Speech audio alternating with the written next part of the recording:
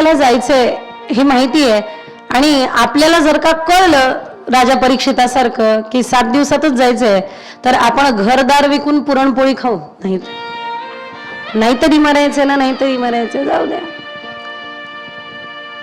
पण मात्र हे सगळं न करता राजा परीक्षिताने निर्धार केला, मला 7 दिवस भेटले ना मग त्याचं सोनं करून घेऊ, संधी साधून घेऊ.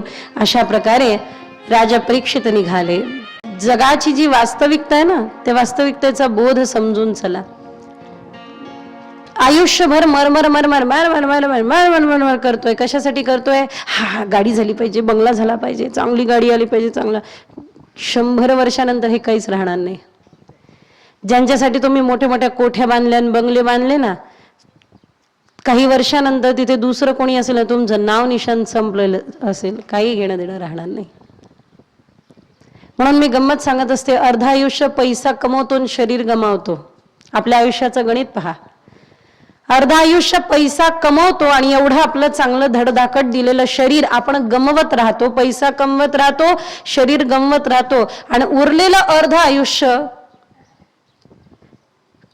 पैसा कमवत असताना शरीर यष्टी गमावली, ते उरलेलं अर्ध आयुष्य गेलेलं शरीर परत मिळवण्याकरता कमवलेला पैसा खर्च करत असतो. भेटलं काय?